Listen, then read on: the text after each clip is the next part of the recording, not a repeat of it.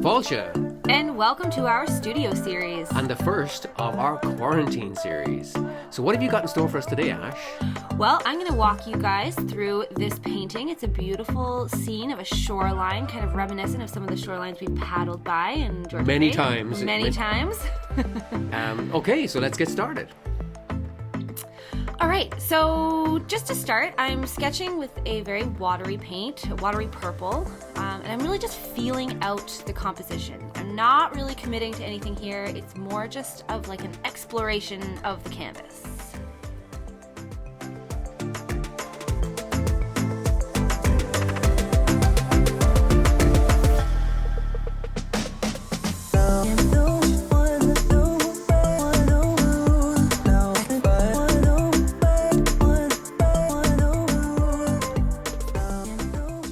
Okay, so talk to us about these dark colors that you're putting in. Well, this is the first layer of the underpainting, which is like an underpainting is exactly what it sounds like. It's just the first layer of a painting. And there are a few tricks to underpaintings. Yeah, now we talk at length about these in our tutorial on underpainting. But for now, Ash, why don't you just talk to us about color temperature? Okay, so the colors that I'm using, first of all, it's important to note, have no white in them. What I'm doing is I'm creating pockets of cool shadows. Emphasis on cool. The plan is to get a nice cool foundation for warm highlights to sort of like sing on top, kind of like the melody of a song. So now these reflections, how are you planning to handle those? Well, for reflections, generally, anything you put in the land, you're going to plug into the water as well. So for now, I'm just sort of feeling out some of the general forms or shapes. Later on, I will bring in a more intense kind of shock of color. Still working in the darks here, so we are definitely dark. Do not apply white yet. And no yellows either at this point, right? That's right. It's all purple, red, and blue for now, which is keeping everything nice and dark. This is actually like a pure dioxazine purple I'm using to darken some of these areas in the water.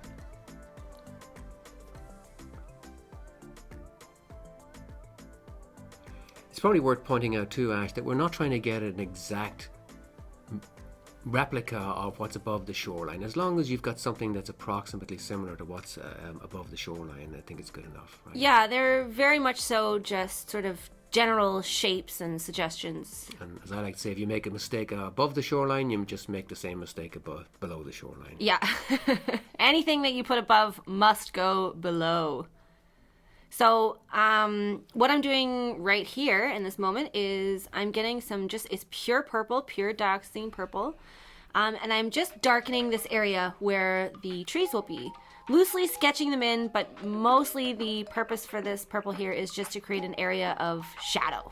Yeah, so you're not trying to get the exact shape of the tree at this point, you're just trying to block in an area approximately where this tree is going to be. Right? Yeah, so I'm just really loosely sort of putting those branches in. They're going to get eaten up by the next layer anyway, but it's just so I can have an idea of where they're going.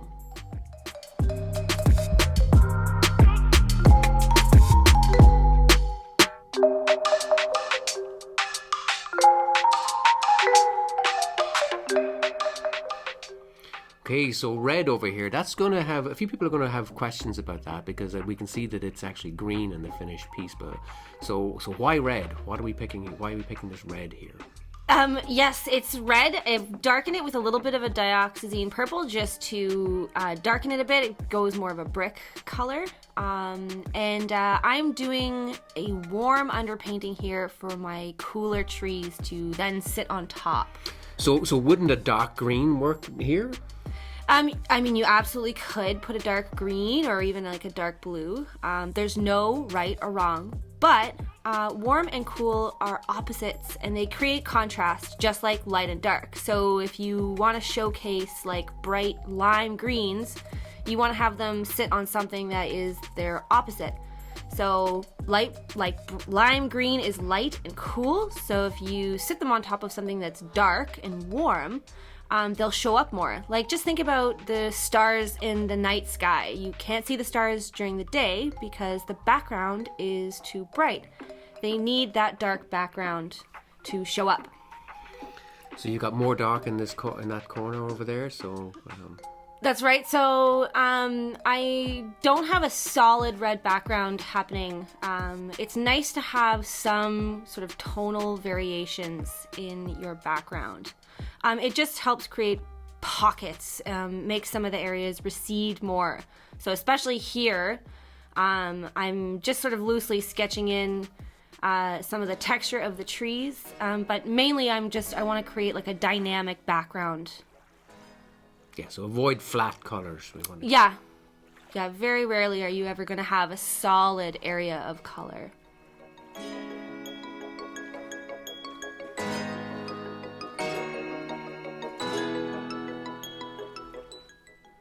Just mimicking the texture of the trees.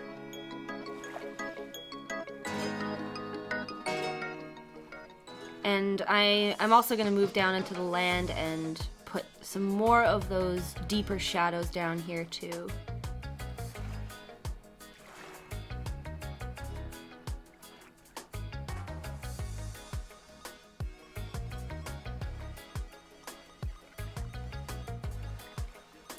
So you're getting some red into these rocks here. What's your thinking here? Again, just trying to keep some cohesion between the upper area where the trees are and the lower area where the rocks and reflections are. I like to plug in colors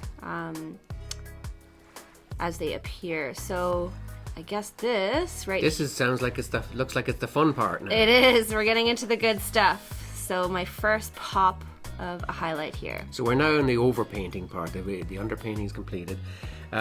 That looks like white, but it probably isn't. What's your mixture here? Can you remember? So that's just straight up purple and white to start. I really wanted to get some of these kind of glowing branches on top of my dark background just to give myself a sense of what they would look like. And you'll notice that they are not solid continuous lines. I'm sort of lifting my brush every now and then to get a broken line. This helps just give you illusion that there's darker and brighter areas on these branches. Almost like the shadows of the leaves on the tree trunks themselves. Right? Exactly. It is. Those branches will be obscured by something. So you're dropping some of this bright color onto the rocks as well. It looks like almost the same color. Yep. So again, I've plugged in some highlights into those trees, and I'm now going to also plug them into some areas in the rocky area as well. Gives it a more consistent feel. So this is a nice peachy color that you're going in with here. Another thing that I really like to do is I like to make adjustments to colors I'm already working with. So I was using a mixture of purple and white, and I added a little bit of cad red to get that pinkier purple color. And of course, don't forget to reflect that color in the water as well, right? Of course.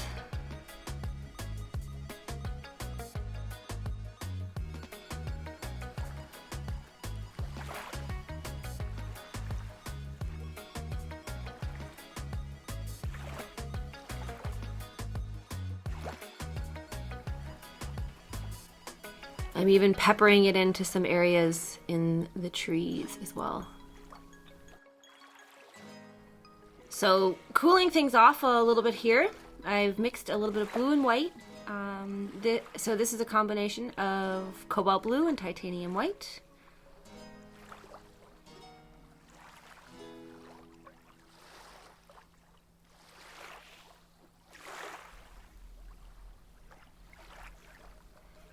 So this is yellow's first appearance in the painting. I have added red, white, and yellow to get a peachy color.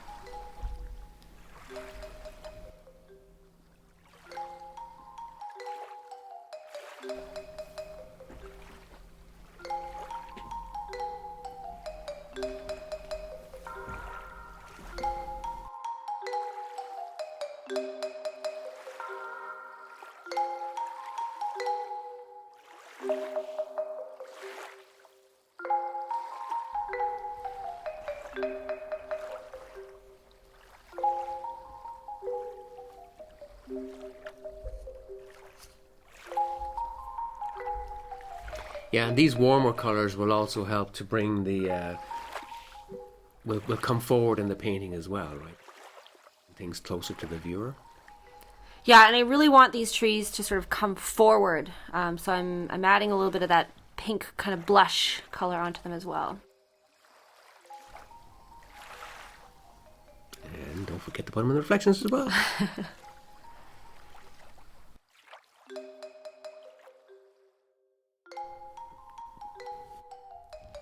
Whoa, what's that? It's a monster! It's green! So yellow is making yet another appearance into the painting, mixed with blue to be an emerald green. So it's not too much yellow. We've got quite a bit of blue in here. Yeah, I guess we're going to save the green highlights for later in the painting, right? This is more like a mid-tone. That's right. We're saving the bright green for later. So here what I'm doing is I'm just starting to do some back painting. I'm painting in the trees around some of the objects, like around the tree branches, and also I'm painting around a red tree that's going to remain. So this is a fun thing to do, and I think people sometimes can get a little confused with it, but you're basically painting in the negative spaces between things, and it can give you a very nice effect. Yes, it can. We use this technique all the time in basically every single painting that we do. There's a little bit of back painting somewhere.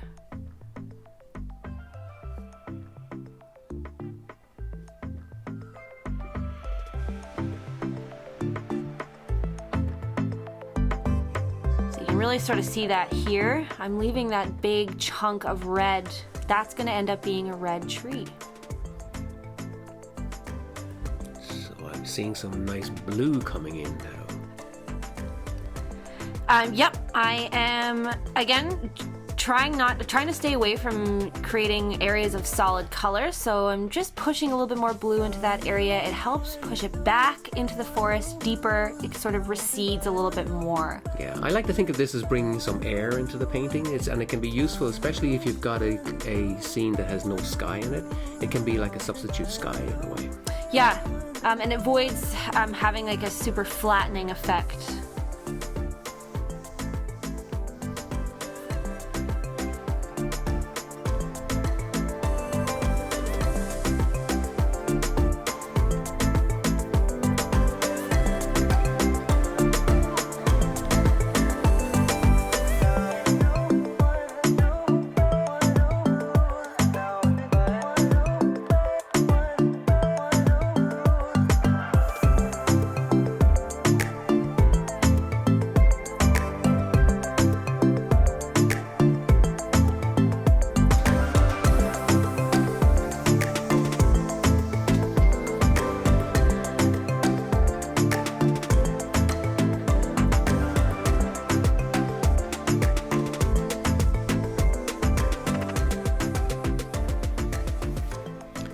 Okay, so is this pure red? It looks pretty close to a pure red, is it? That's right, it is basically just cadmium right out of the tube.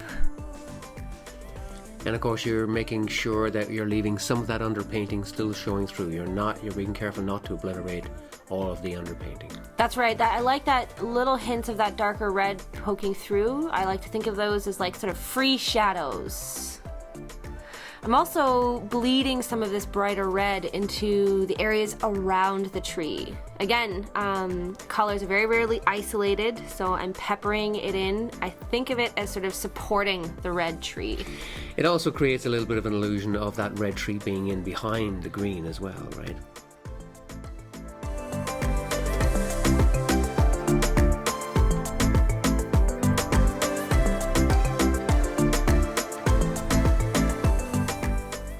So that tree is deeper in the forest.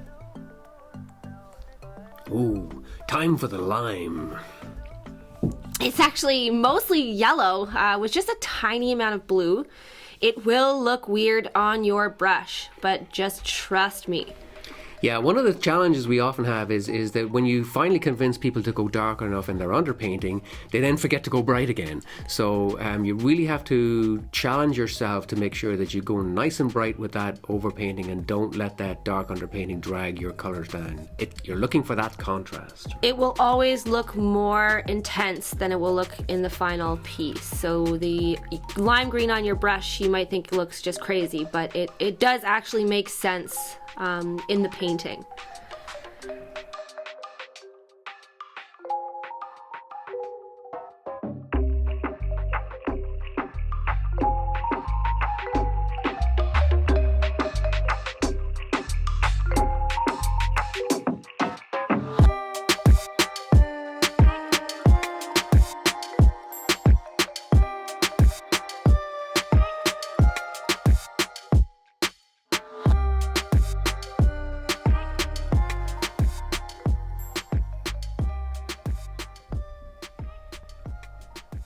Looks like now you're being a lot more specific about where these brush marks are going down. Right?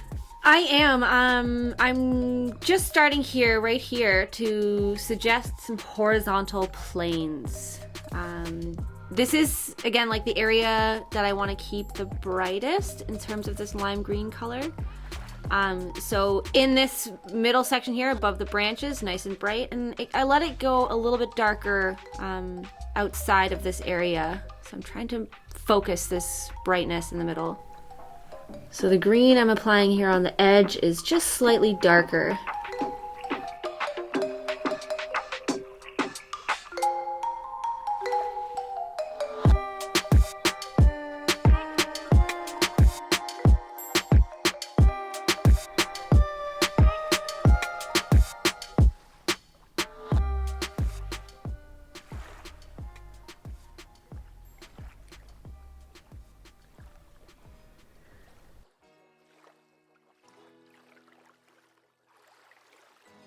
And of course, don't forget to pick up your reflections.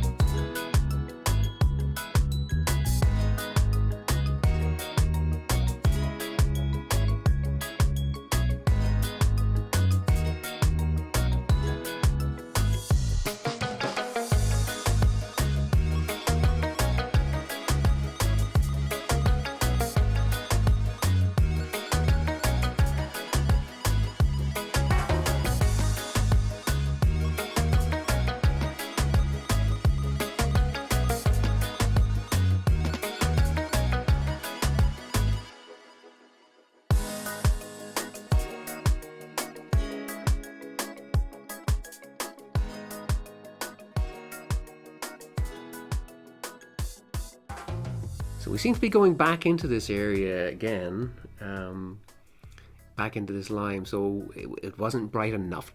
Is that why we're going back in here? Yes. So I guess you could call that a bit of an adjustment or correction. I think that the trees needed a bit more depth there.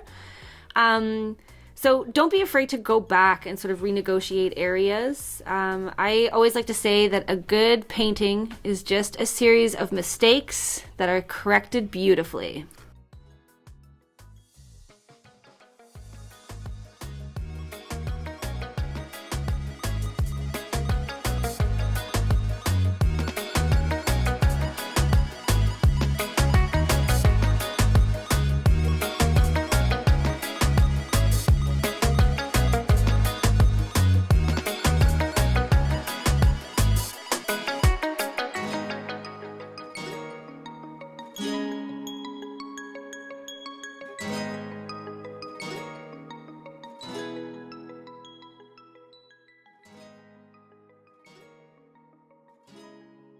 These orange highlights.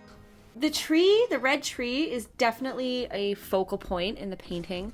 And what I'm trying to do here is I'm just trying to bring more attention to it. Okay, so super highlights. Now, I don't know if it can be seen on camera. Are those a little bit warmer than the highlights that were there before?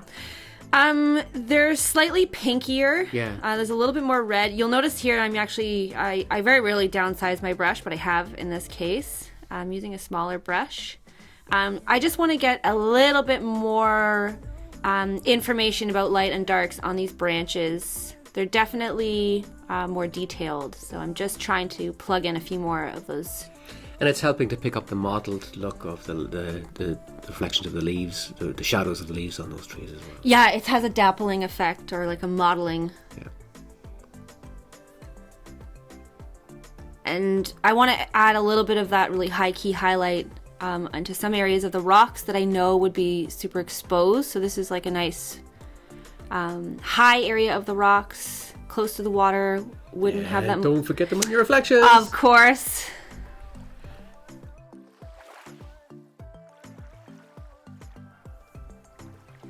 Have fun with these final details.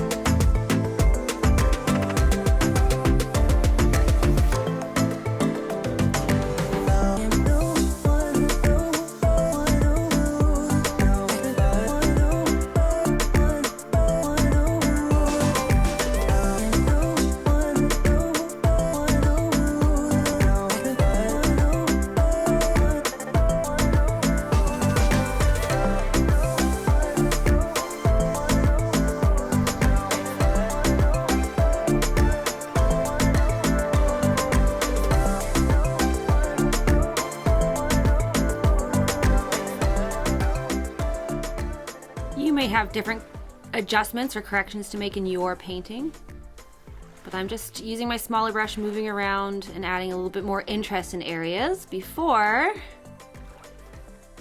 my signature. Don't forget to sign your painting.